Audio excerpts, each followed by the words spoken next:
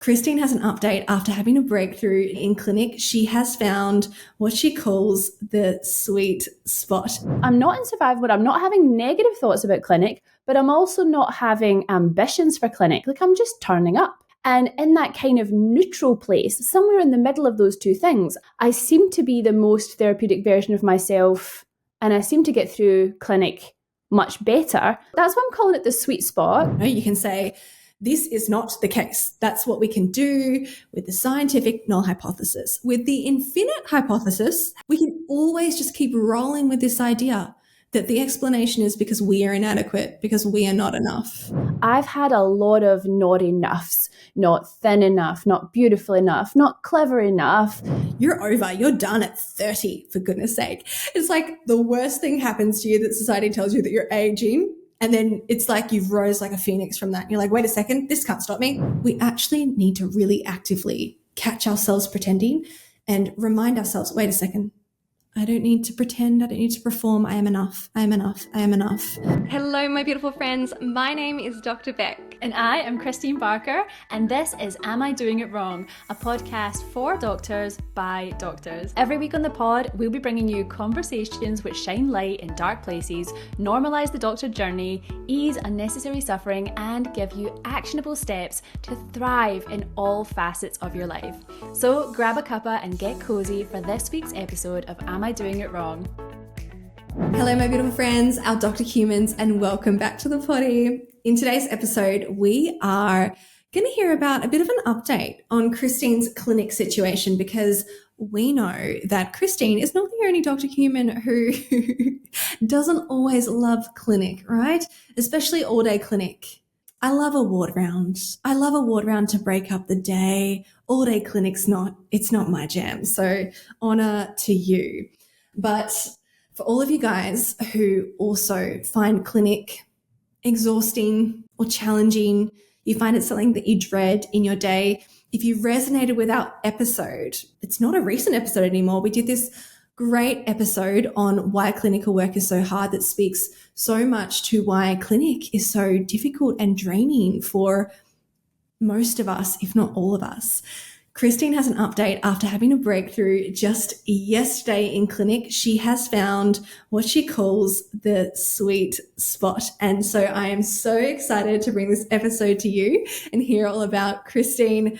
Tell us how to make clinic better. Oh, I really hope this helps. Do you know, it's something I've just come across, and I'm almost slightly even embarrassed to say I've just come across it. I feel like maybe there's people out there who already have this secret and they're keeping it to themselves maybe, but it's just something that I have never come across. And so I've had a bit of a shift in how I'm showing up at work in the clinical environment, and I wanted to share what I think is happening so that if you're like me and you haven't quite found that little sweet spot yet, then maybe this will help. So I guess clinic and clinical work has always felt like a mixed bag to me.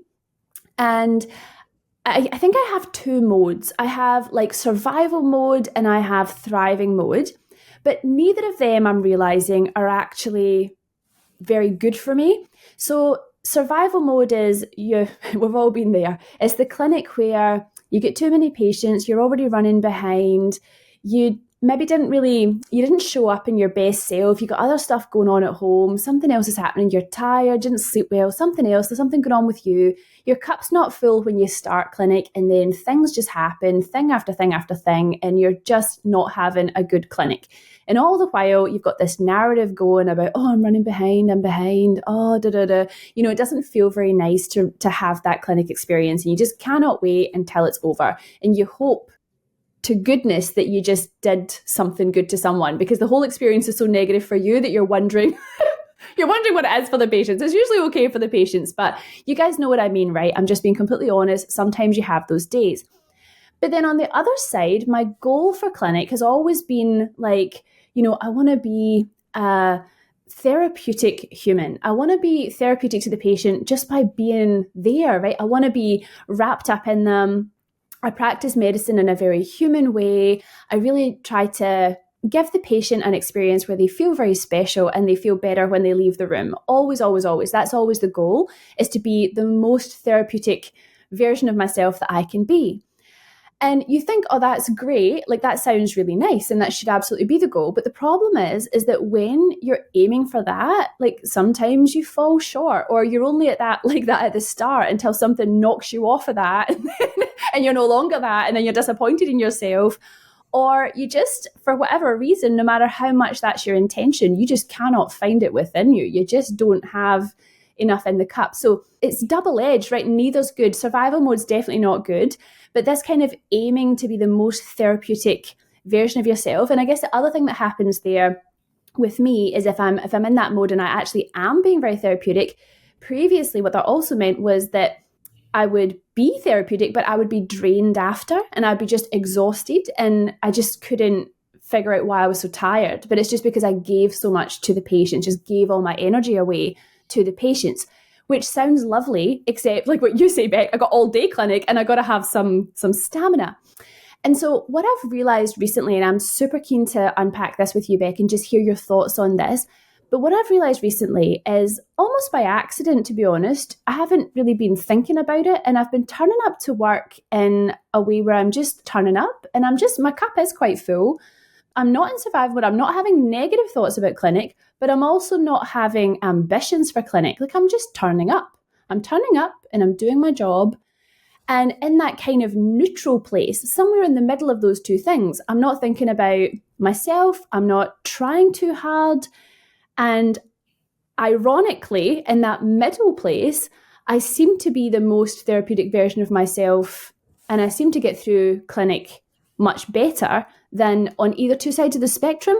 So that's why I'm calling it the sweet spot, because I've never actually experienced this before. And I guess now that it's in my conscious awareness that is what's happening, I'm like, oh my goodness, like, is this the secret to clinic? And also, how do I stay there? Because I don't actually know how I'm doing it, Beck. So it's just been a bit of a run of me being like this. So what I'm realizing is the sweet spot is just turning up and not having a negative narrative and not having big expectations of myself. And it's just changing my whole game. It's changing how I show up, and it's changing my patient's experience. I'm pretty sure of it, just based on feedback and things. But I'm curious to hear what you would say, Beck, because, I mean, like I say, maybe this is obvious, but it wasn't to me, and I just turned 40 and like, I'm only just figuring this out.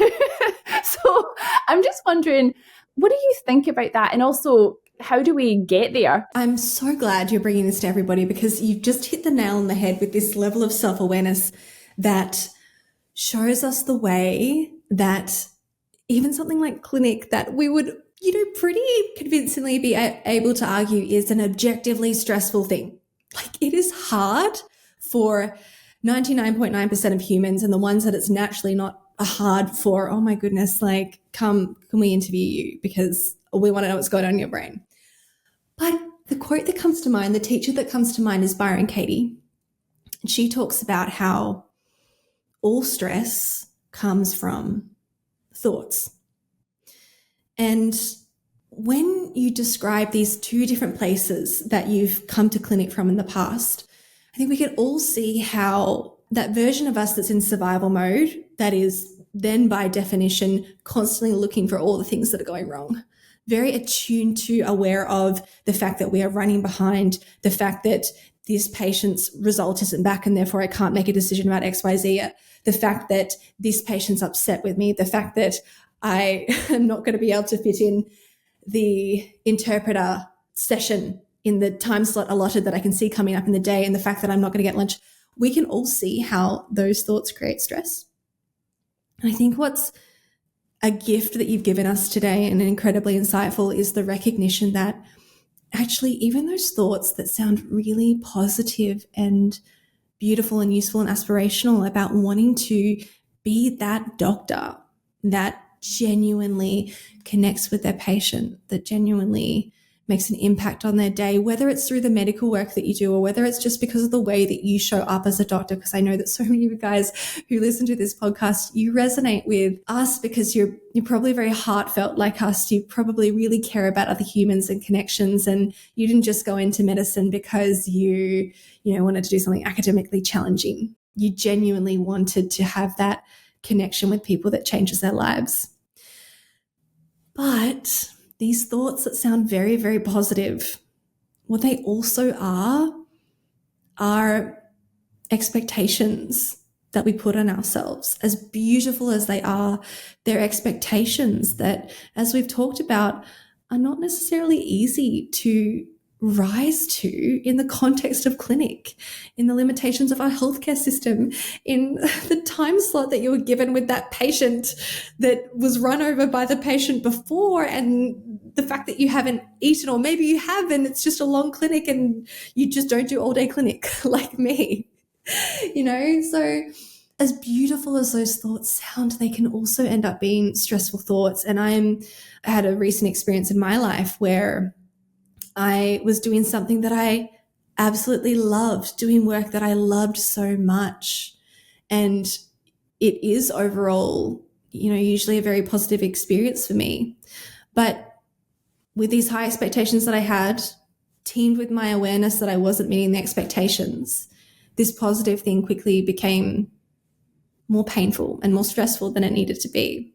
I just would love to hear more about your experience, Kristeen, this sweet spot where you've landed, where you have subtracted both of these ends of the spectrum of thoughts that were, in this case in particular, not for everybody, but for you, it sounds like they were creating some stress. And of course, some days having the expectations doesn't create stress, and it's actually a wonderful, positive, incredible thing. But you've identified in this case, they weren't helping, but instead this sweet spot is. So tell me more. I'm trying to think how I arrived at the sweet spot, because it's kind of like maybe what happened. I mean, I don't know if this is for sure. Maybe people who are listening, if you've just turned 40, I feel like just turning 40 is like this magical little, I don't know whether it's maybe because before that you think, oh, turning 40 is bad. And then you get to the other side of 40 and you realize, I'm just getting started. Like I'm literally like I've just figured out how to be myself and how to not care what other people think about me. Therefore, life has just begun. Like, do you know what I mean? It's like the worst thing happened to you. Oh my gosh, particularly for women, because we all get taught. We get taught that you're over, you're done at 30. For goodness sake, it's like the worst thing happens to you that society tells you that you're aging, and then it's like you've rose like a phoenix from that. And you're like, wait a second, this can't stop me. I've also had a lot of experiences in life, griefs and things like that, just things coming up that had to heal. And so I don't know whether it's just because I've come out of some kind of hard stuff that maybe, you kind of let go of other stuff. So I don't know exactly how I got here, which is why I'm super keen to hear if there is a deliberate way to get here, so that if I lose my way, I can come back. But I think there's been this kind of just like an unraveling and a kind of a shedding of like just a previous version of myself, I think. And this current version just happens to be showing up in this way.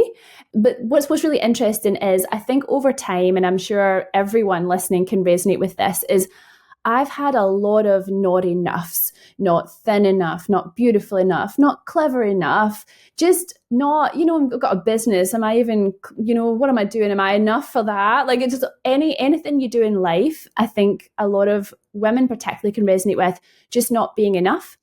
And I think that this sweet spot is being enough. Like, I think it's like I'm showing up and I'm just being. I'm not thinking about what the patient's thinking about me. I'm not thinking about what I'm thinking about me. I'm just literally showing up and I'm like doing the consult and I'm using my training, and it's a really beautiful experience, but I'm in the moment. I don't have another narrative. And I didn't realize how much I must have had a narrative before. Like, it's really foreign to me, this place of just being and just actually seeing that just being is actually a really good thing.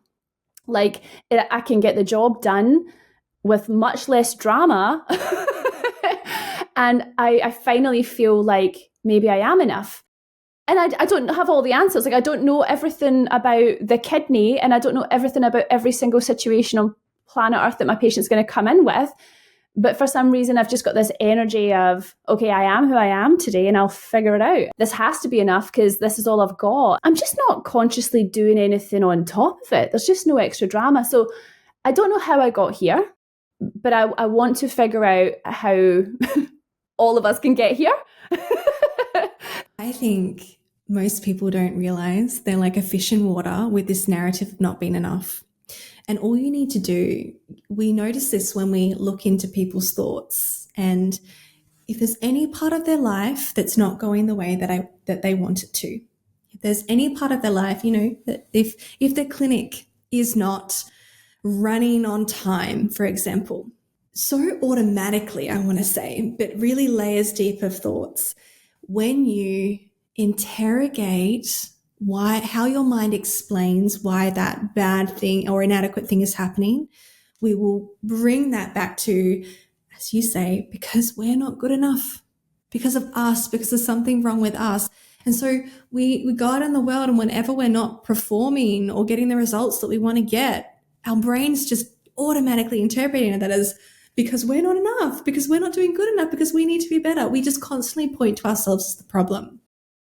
And I call this the infinite hypothesis as a way to sort of contrast it with the null hypothesis, because in a null hypothesis, essentially at the end of the day, what you can do with a null hypothesis is you can rule something out.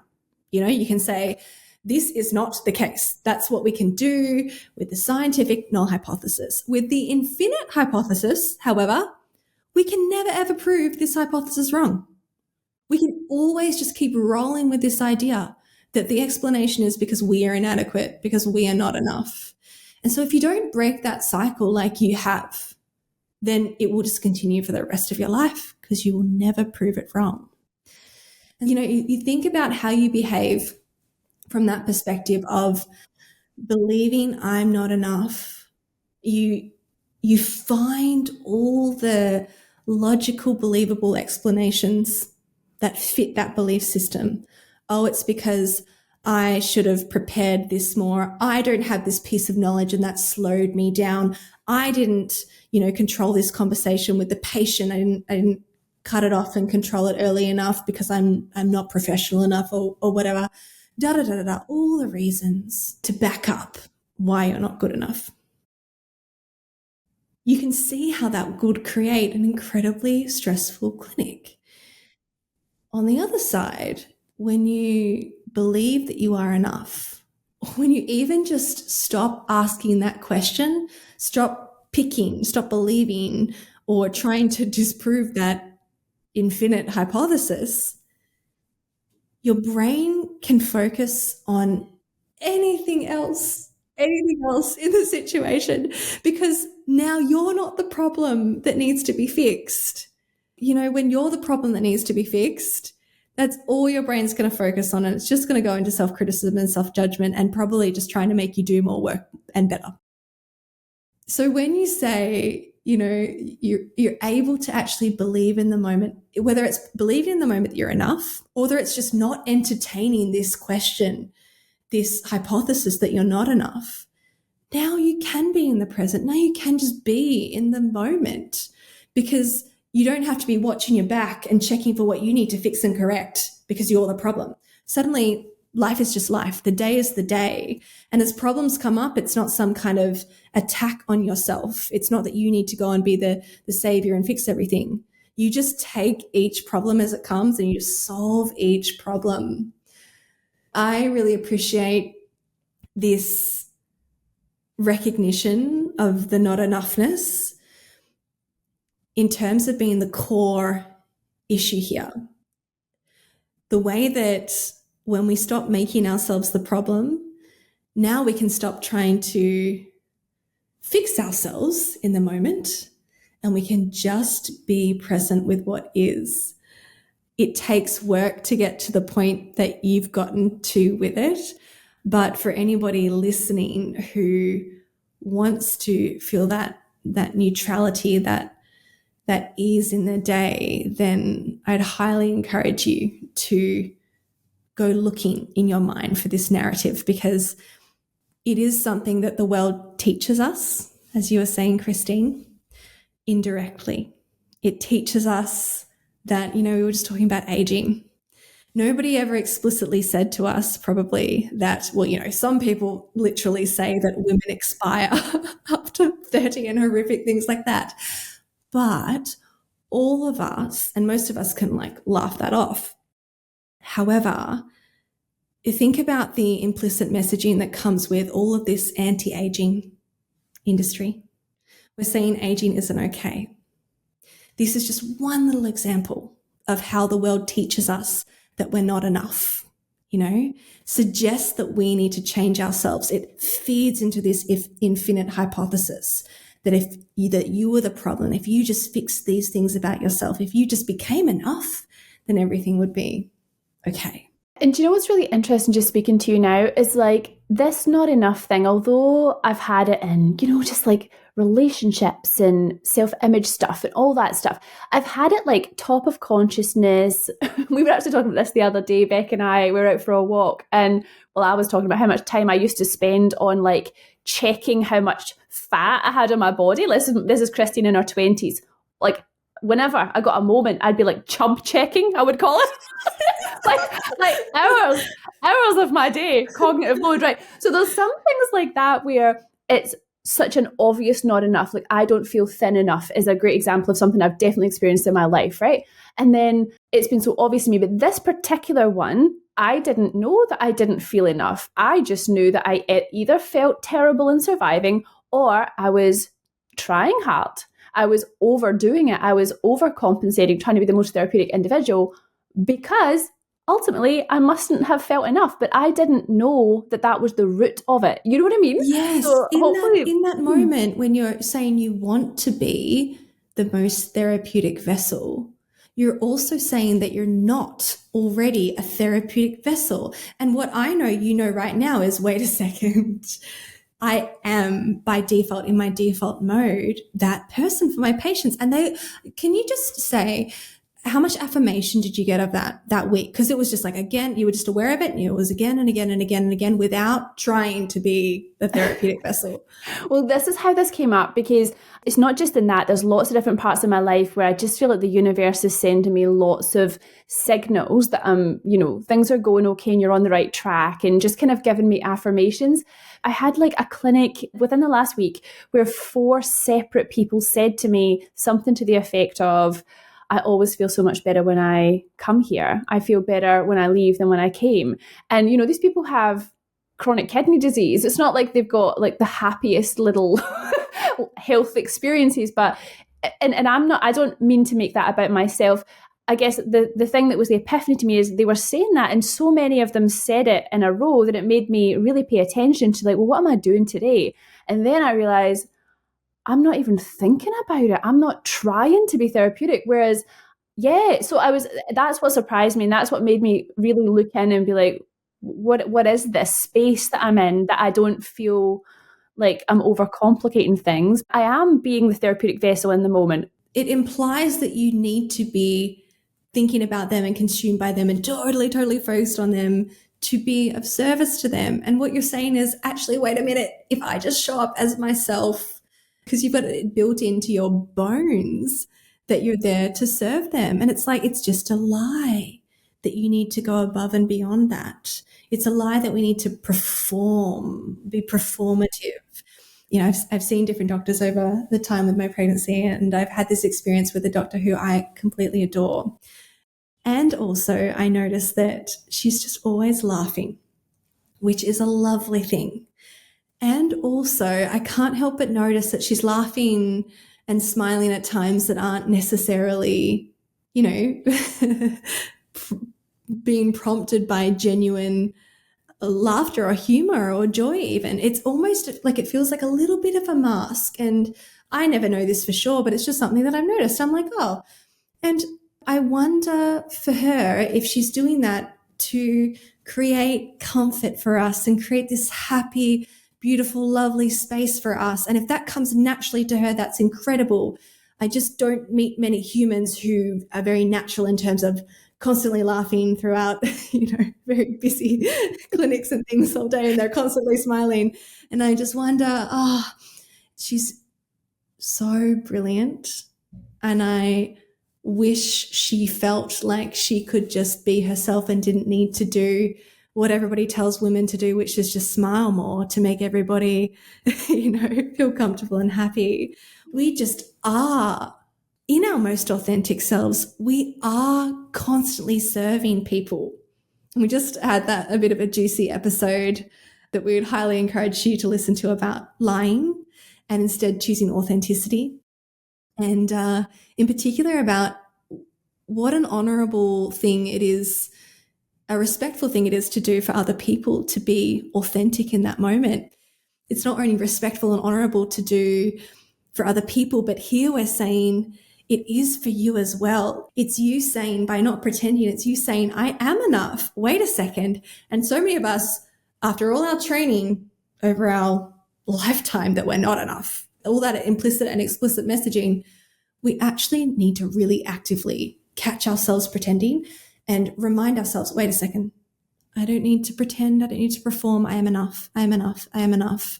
And I think we need to do it enough to the point that we start to build the evidence base for it, because we do not have an evidence base for it to convince ourselves. You've just had this beautiful week of self-awareness where you chose to stop indulging in that I'm not enough story. You chose to stop performing and pretending, and you chose to be authentic. And because of that, only because you chose to stop doing it, were you able to get all this feedback of like, wait a second, I am enough. I am enough just as I am, even without that smile plastered on my face or without holding myself to this standard. I just am enough. And it gives me, chills to think that people's lives can just continue with never getting that evidence, never understanding that they were always enough because they'd never created that opportunity to see the evidence. Yeah. I think it's such a beautiful thing to just bring to the top of your conscious mind. And that was definitely our goal with this episode, was really just to, like I say, I feel like it's been a total accident for me. I feel deliberate. But I think getting that feedback, and I couldn't stop thinking about it. And I knew we had to talk about it today. It's like someone needs to hear this. And so maybe you don't have to wait till you're 40. Maybe you can be enough right now because you are enough, and that's the truth. Because enoughness is nothing to do with anything like what med school you went to, what level of training you are, what job you're in, what you actually know. Your ability to serve the patient or do what you're doing in the moment has very little to do. Actually, we talked about this before in the podcast as well. A lot of what I do in clinic is very human, and it's just about being a human. Do you know what I mean? So you definitely are enough, but it's just about like reframing it and really like what you're saying, Beck. If you have one of these narratives going, and I had no idea I had this narrative for the longest time in clinic, it's just like maybe if you just know about it, it helps you just to dissolve it, which is so powerful. Absolutely. Know about it, and also dare to take some action towards it. Dare to not plaster on that smile or try and be over the top performative. Take that dare for yourself so that you can create the evidence to show you something else is possible, right? So use this episode for awareness, and then do us the greatest honor and go and test this hypothesis in your world. Do you really need to perform, be more, be different to serve your patients? Do you really need to perform, be more in order for your friends and loved ones to enjoy your company? Just do a little test in one of these areas and report back. And thank you so much for listening. Be sure to let us know how you go in the comments below. Thank you for being here. We hope you've enjoyed this episode, and we'll see you again next time. Bye. We get so many heartfelt thank yous from our fellow doctors for having these vulnerable conversations on the podcast. If you want to say thank you too, we would be most appreciative if you left our podcast a review. Reviews actually mean everything to us because they're what make the platform share the podcast with all the other doctor humans. And our mission is to make as many doctors as we can reach feel more human. Just go to your podcast app, click on the show, and find the option to review. The other way you can help us is just by sharing the podcast with someone in your life who you know will say, "Thank you for saying that," or tagging us in social media. And if you're in healthcare looking for speakers for your next event, or professionals who actually get it to facilitate the vulnerable or empowered conversations our teams of doctors need, request us through podcastfordoctors@gmail.com.